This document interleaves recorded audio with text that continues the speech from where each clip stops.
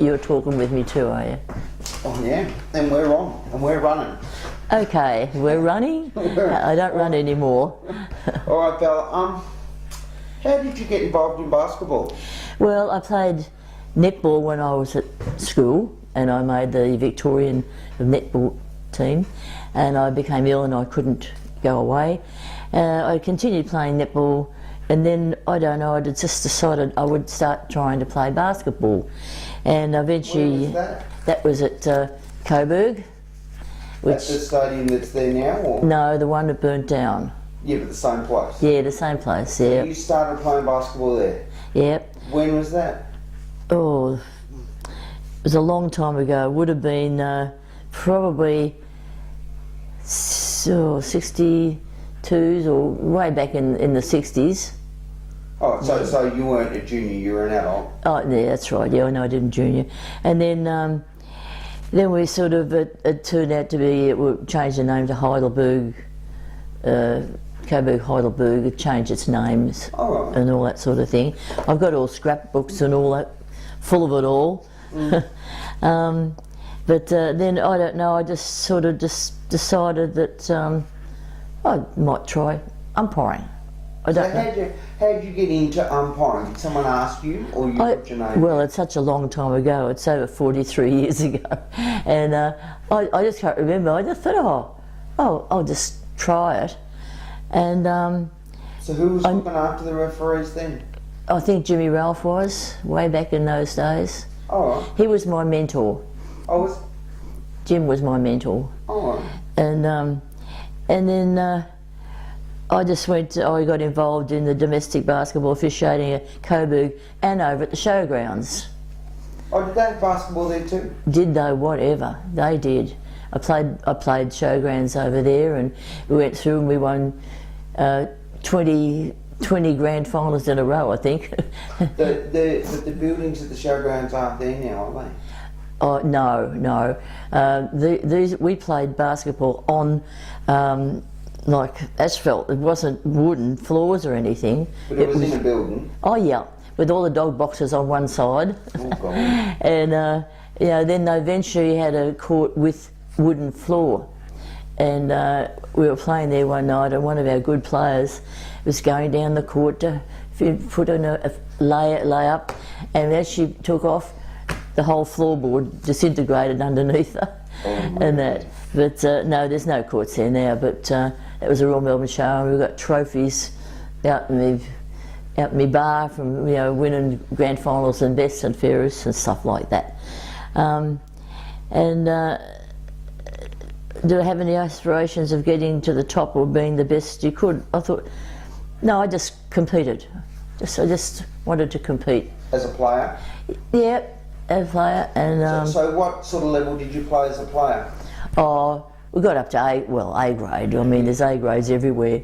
Yeah. But A grade back then is a lot different. Oh yeah, well, I mean, basketball's changed a terrible lot, as you know.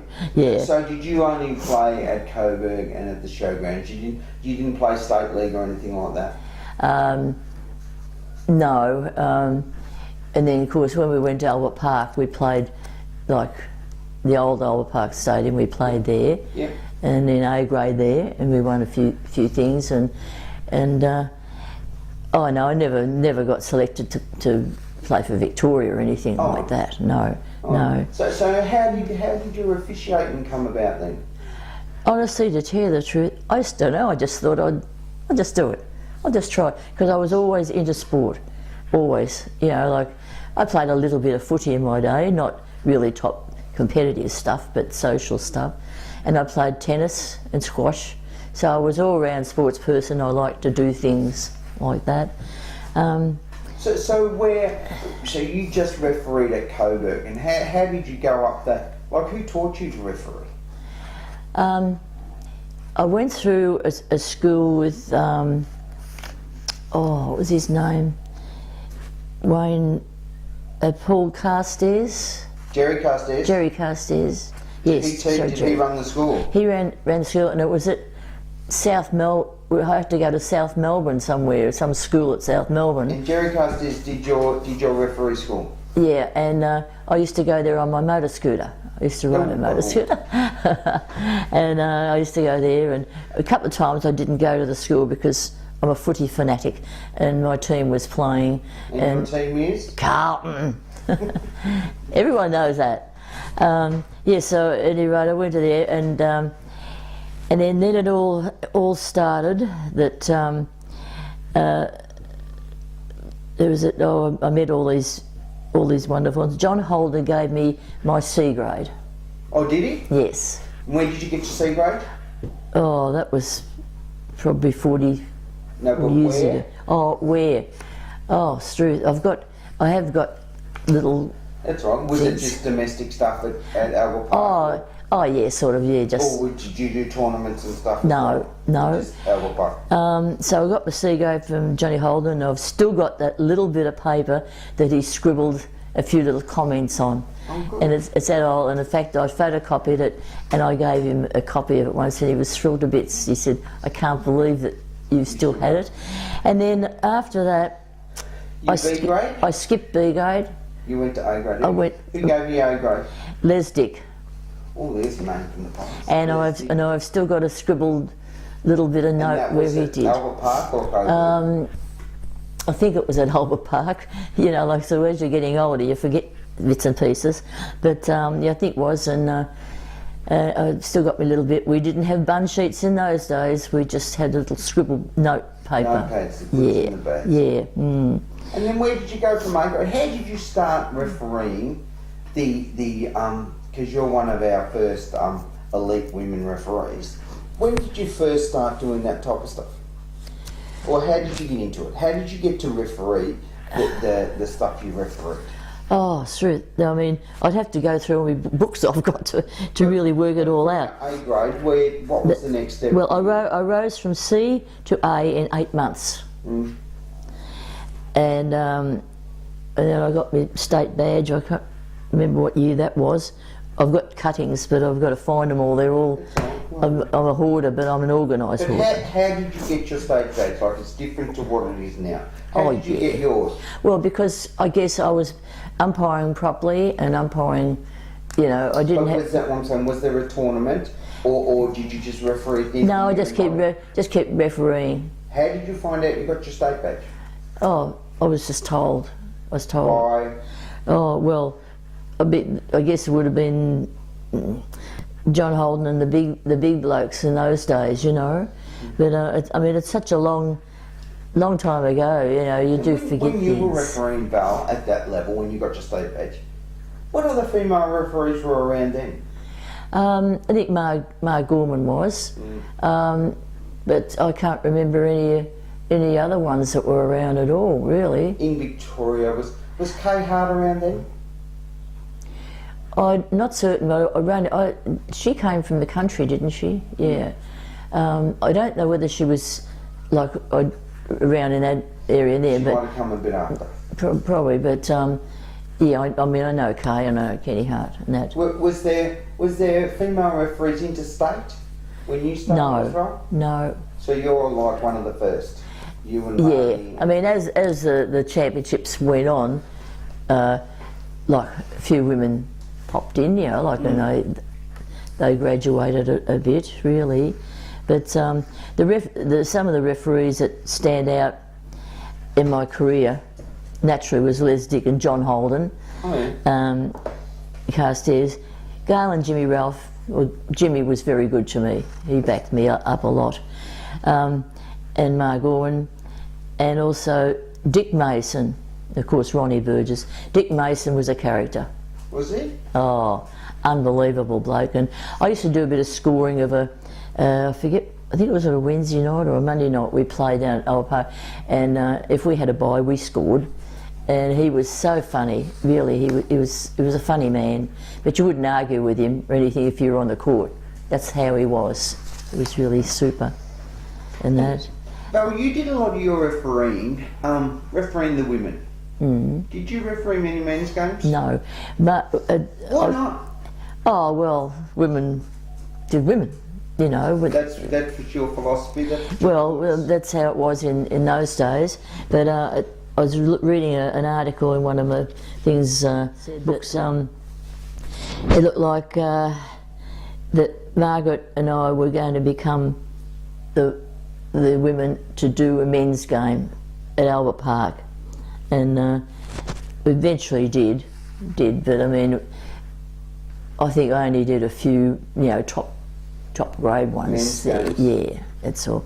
But I mean, it's such a long time ago, and as your memory so you dims. and Margie did what were you saying? You did the first men's game together as no, not together. No, not together. No.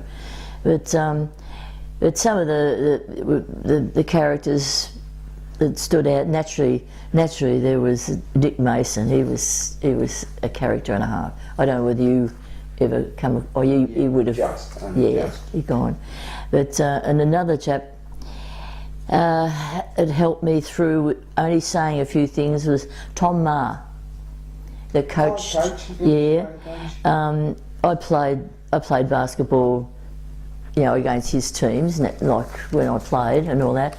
Then I started umpiring, and he spoke to me when I was did my grand final, the club championship. I think it was in Adelaide. And Tom said, "Val, what are you doing?" And I said, "Oh, Tom, I've got the grand final."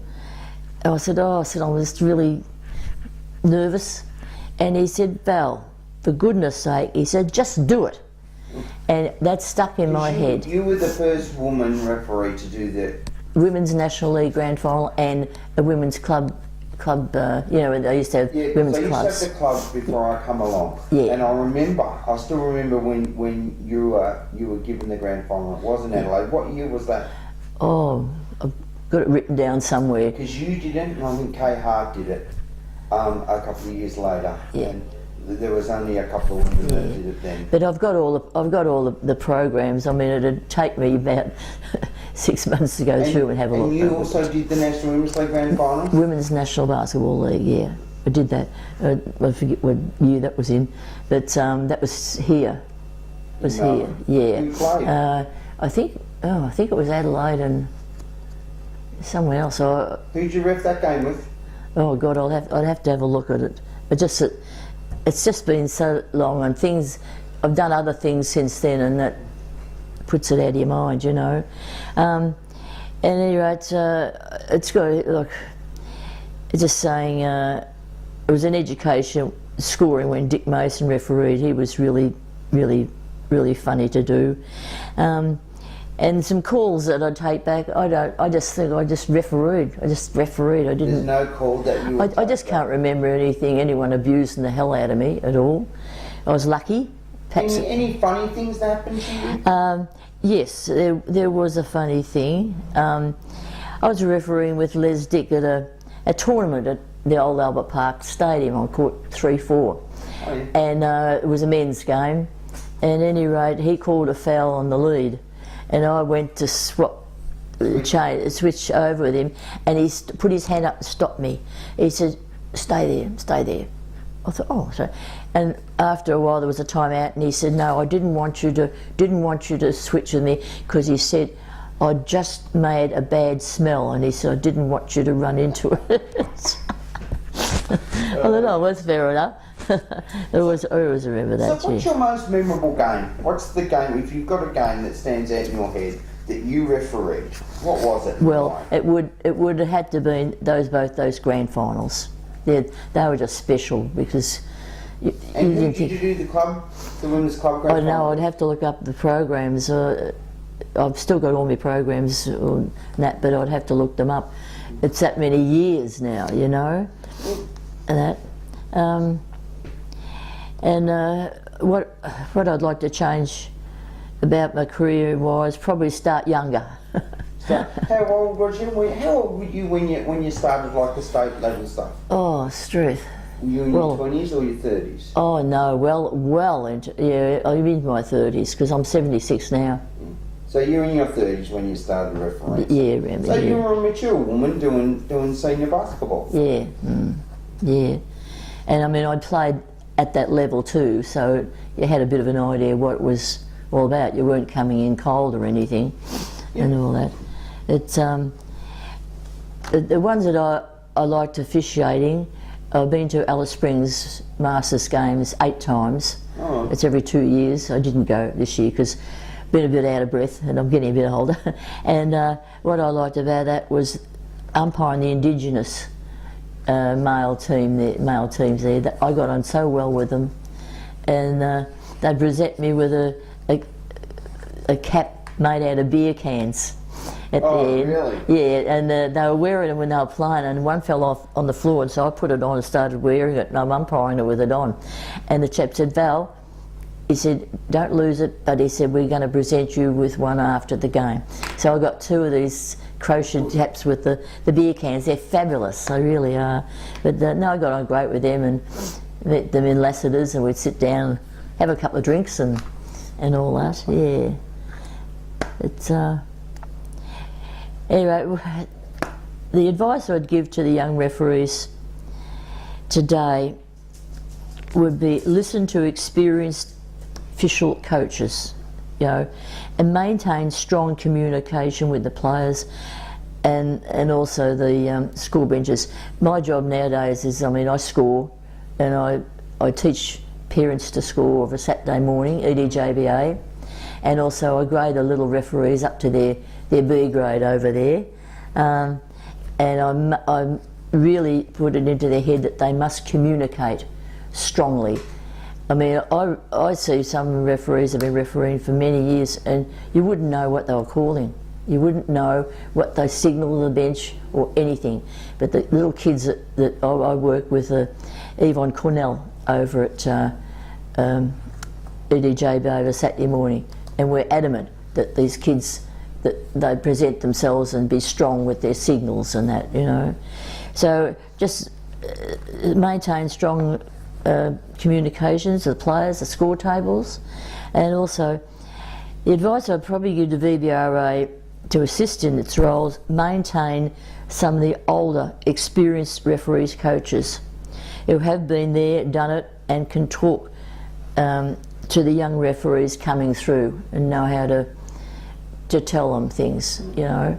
I mean, I know things have changed now. I don't think they have bun sheets now, do they, anymore? No, it's all computer, mate. Yeah, no, I'm no good. I haven't got a computer. We've got one here. My husband went shopping with Margaret Gorman to buy a TV for the kitchen, which they did, and when he came home he had this computer with him, and it's still sitting in the spare room with the light in and light on, and we've never used it. And he's not that kind of person to use that. He's a hands-on working man.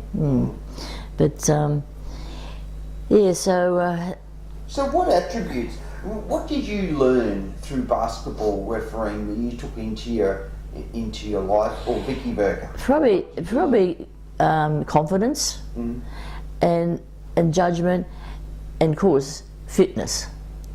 You know, like you on the move all the time and all that. As I said, this year I haven't been on the move, which has annoyed me greatly, but who knows, next year I might be walking up and down umpiring again. Oh, absolutely. But I'll just see how things are. So what was the best bit of advice you got? Well, and from who? I thought about it, and I thought, Tom Maher said to me, Val, just do it. And the way he spoke to me, I've never forgotten it. And I go to the Women's National League basketball.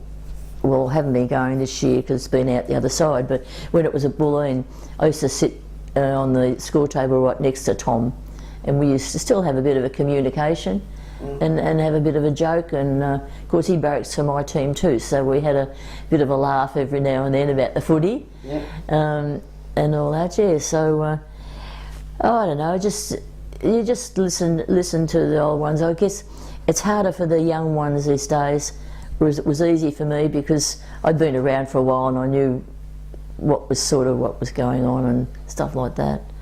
But yeah, that's what's been happening anyway. So and outside of basketball, yeah, you and your husband are involved in Powerhouse. Yeah, Lord Summers Camp and Powerhouse. Yeah. What's all that about?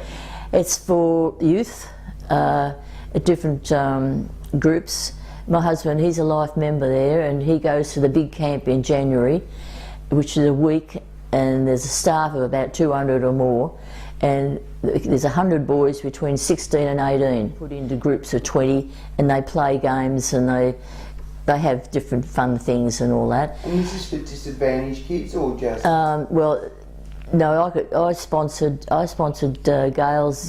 Gail Ralph's granddaughter to go to one of them. She went to a couple of them. I sponsored her, but no, that's just for kids from school. Could be doctors' kids, or it could be Garbo's kids, and they got to learn to live together. Yeah, like mingle.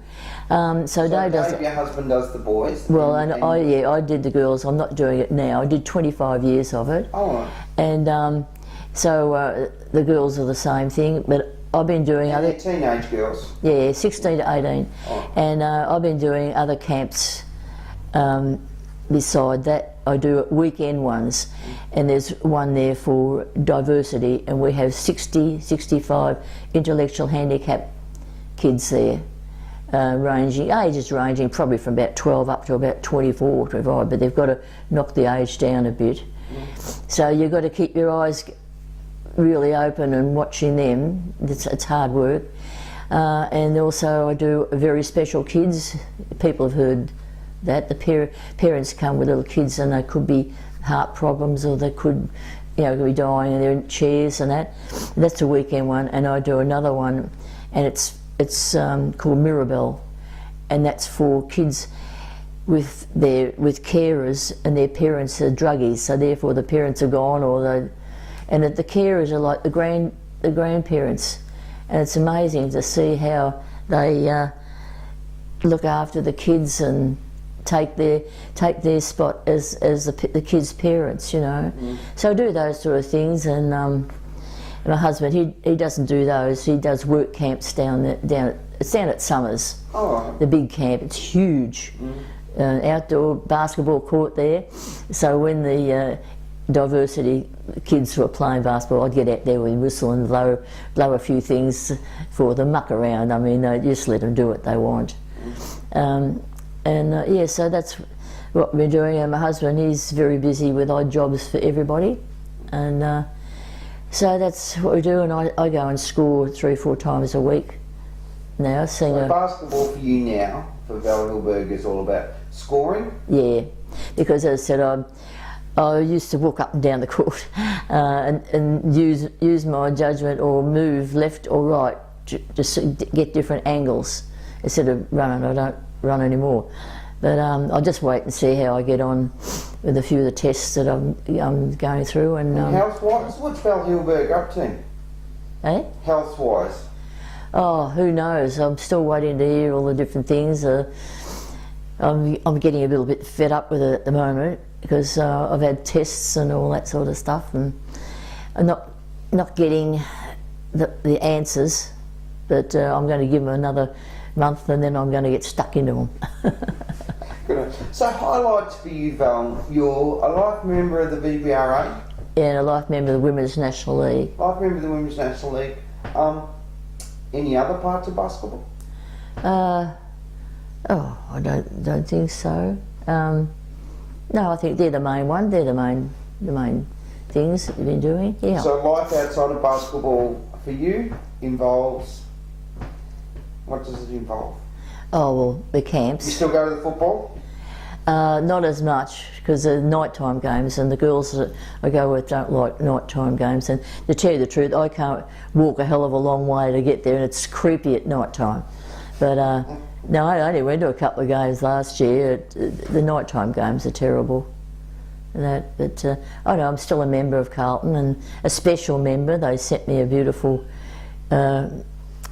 certificate to get framed, thanking me for being a member for over 50 years. Oh God, that's a long time, isn't it? All right, so we're just about done. So as far as basketball's concerned and officiating, how's basketball changed from the time you started to now?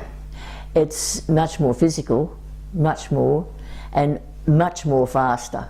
They're all athletics now. It's unreal the way they run, and I watch it on TV. When the Women's National League is on, and also the men's NBL, and it's really twice as fast and hard as it was in our day. That's the same with everything. like with football, I watch the old replays sometimes of a Saturday or Sunday, and it's changed. It's that fast now, and it's like rugby actually. My husband and I, we watch a fair bit of it on the TV when it's on. He's sort of based in Richmond, he doesn't care because the house is covered with Carlton stuff everywhere. But no, it's so much faster these days, and it's changed. Officiating, how has that changed? From the time you started, the courts changed, the rules have changed. I think the officials move more than we did in our day, because it's faster. You've got to keep up with it. Your opinion on 3-person officiating compared to 2? I've sort of seen a bit of it. It'd be nice to have 3-person officiating now for myself. I think I can bludge a bit more, but it covers it because it's that fast now and physical. You've got to get angles, and this is the same thing I think of football. The footballers umpiring, they've got to try and box in. I'm a person for boxing in things, and at football you see there's about 10 of them on the ground fighting for the ball, and some poor buggers on the bottom, and you've got one umpire running in from somewhere to try and ping something, and you can't see what's happening on the other side of the pack. You know, there should be 2 to come in and box them in. So like a basketball, you know, you can box them in. I don't mean to be right on top of them, but you get angles on them and that. That's how I think of it these days anyway. And referee coaching, how has that developed? From the time like you were first critiqued and evaluated to when you used to do it yourself? I think that, as I said before, I think that they've got to keep some of the experienced and older ones, yes, experienced older ones there that know how to talk. Communication these days, I mean, everybody's got the little thing doing this sort of stuff and on the earphone and things and that, and there seems to be a little less talking. Talking.